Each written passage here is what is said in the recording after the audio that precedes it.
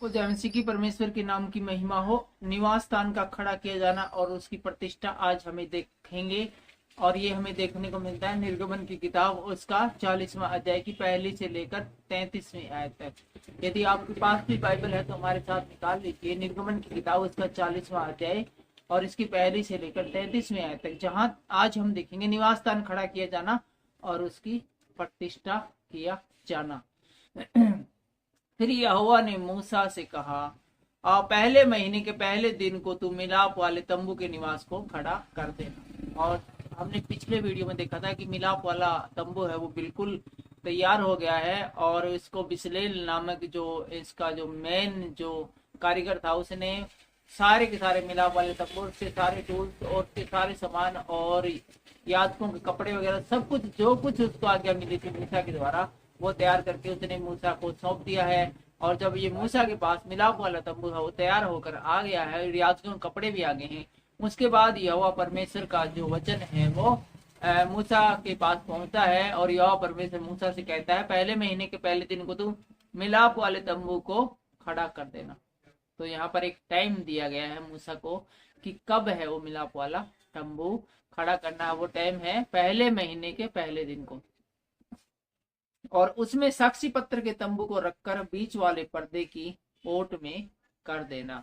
और बताया गया कि जो साक्षी पत्र के जो संदूक है, साक्षी पत्र का जो संदूक है उसको रखकर और बीच वाले पर्दे की ओट कर देना। एक बीच में जो पर्दा है उसकी ओट में उस साक्षी वाले संदूक को की ओट कर देना, उसको सामने से नजर ना आए डायरेक्ट, बगैर वो पर्दा हटाए।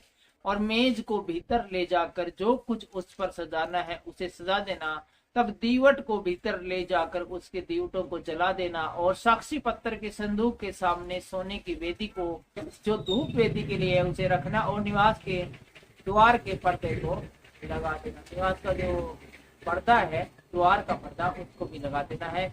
और मिलाप वाले तंबू के निवास के द्वार के सामने होम वेदी को रखना और मिलाप वाले तंबू और वेदी के बीच होदी को रख के उसमें जल भरना और चारों ओर के आंगन की कन्नात को खड़ा करना और उस आंगन के द्वार पर पर्दे को लटका देना और अभिषेक का तेल लेकर निवास का और जो कुछ उसमें होगा सब कुछ का अभिषेक करना और सारे सामान समेत उसको पवित्र करना, तब वह पवित्र रहेगा।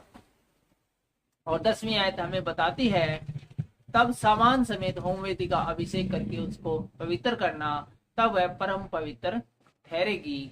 और पाए समेत होती का भी अभिषेक करके उसे पवित्र करना, तब हारून और उसके पुत्रों को मिलाप वाले तंबू के द्वार पर ले जाकर जल से नहला देना।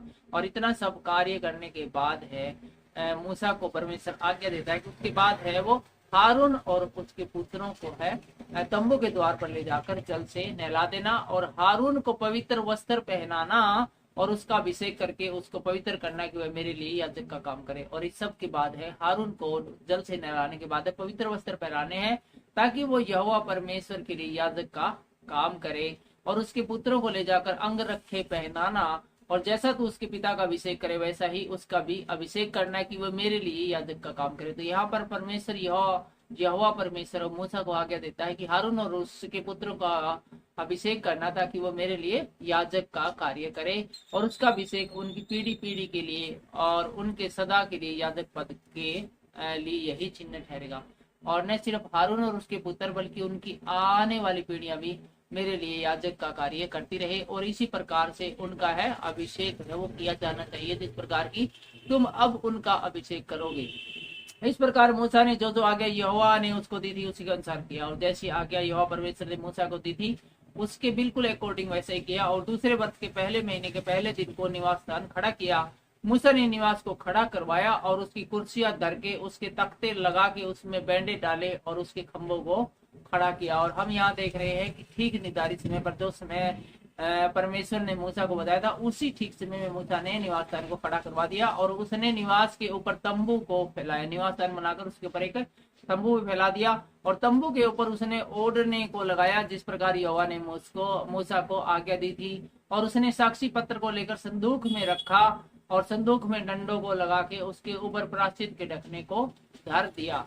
और उसने संदूक को निवास में पहुंचाया और बीच वाले पर्दे को लटका के साक्षी पत्र के संदूक के अंदर किया, जिस प्रकार यहोवा ने मूसा को आज्ञा दी थी। और उसने मिलाप वाले तंबू में निवास के उत्तर के और बीच के पर्दे से बाहर मेज को लगाया और उस पर उसने यहोवा के सम्मुख रोटी सजा कर रखी, जिस प्रकार यहोवा ने मूसा को आज्ञा दी थी। और उसने मिलाप वाले तंबू में मेज के सामने निवास के दक्षिण की ओर दीवट को भी रखा और उसने दीपकों को यहोवा के सम्मुख जला दिया, जिस प्रकार यहोवा ने मूसा को आज्ञा दी थी। और उसने मिलाप वाले तंबू में बीच के पर्दे के सामने सोने की दीवट को रखा और उसने उस पर सुगंधित धूप जलाया, जिस प्रकार यहोवा ने मूसा को आज्ञा दी थी।